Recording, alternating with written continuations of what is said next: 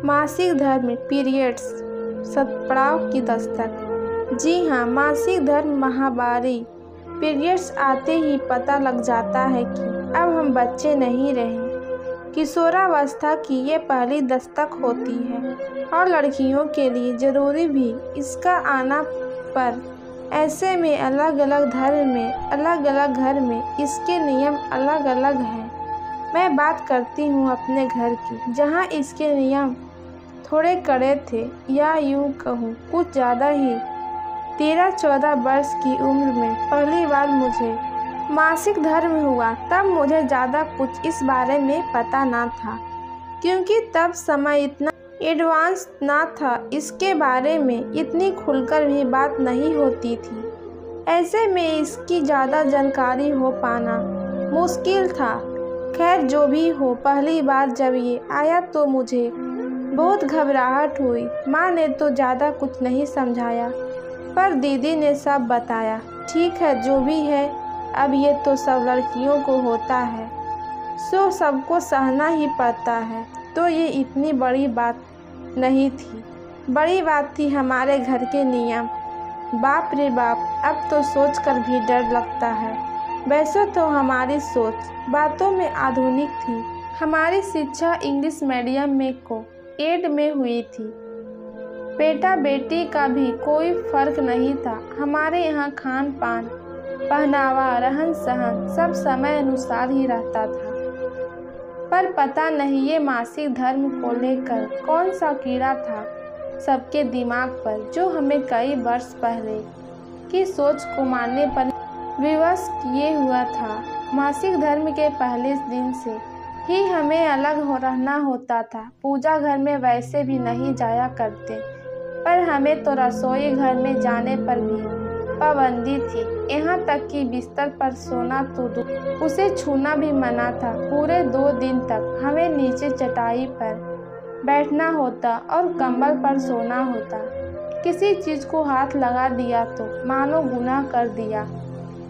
यहाँ तक कि हमारे बर्तन भी उन 2 दिनों के लिए अलग होते, जिन्हें हम खुद मांजते धोते थे, और फिर तीसरे दिन उन्हें कोयले की धूनी देकर शुद्ध किया जाता था। यहाँ तक कि हम इतने अशुद्ध होते कि नहाने के लिए हमें बाल्टी भी नहीं मिलती, और हमारे कपड़े भी कोई और ही बाथरूम में रखा था। तीसरे दिन सिर से नहाकर हमें शुद्ध करा दिया जाता, और तब हम बिस्तर पर सोने लायक होते। पर तब भी रसोई के लिए तो हमें चौथे दिन का इंतजार करना होता, जिस दिन हम नहाकर उसमें प्रवेश कर सकते थे। वैसे रसोई में जाने का कोई खास शौक नहीं था मुझे, पर यूँ पाबंदी से घुटन होती थी। मेरी सहेली के यहाँ ये सब नहीं होता था।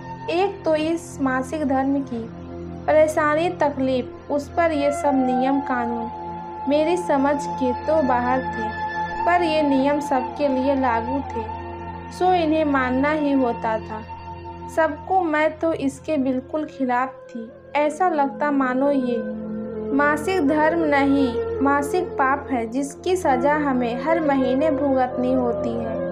पर कोई रास्ता नहीं था इसे मानने के अलावा।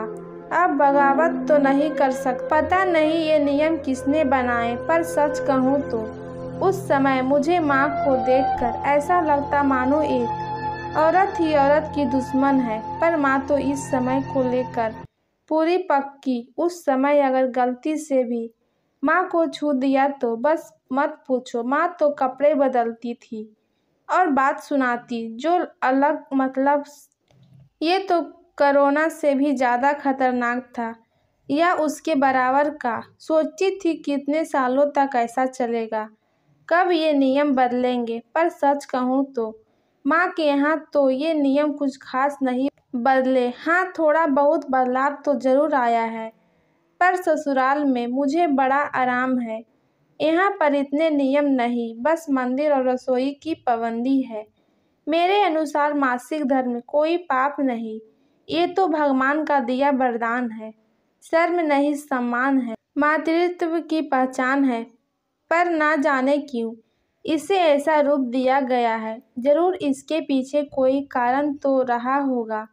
पर हमारे पूर्वजों के हर नियम सही हो ये ज़रूरी तो नहीं। अगर हमारी कहानी आपको पसंद आई तो हमारे चैनल को लाइक, सब्सक्राइब, शेयर ज़रूर करें।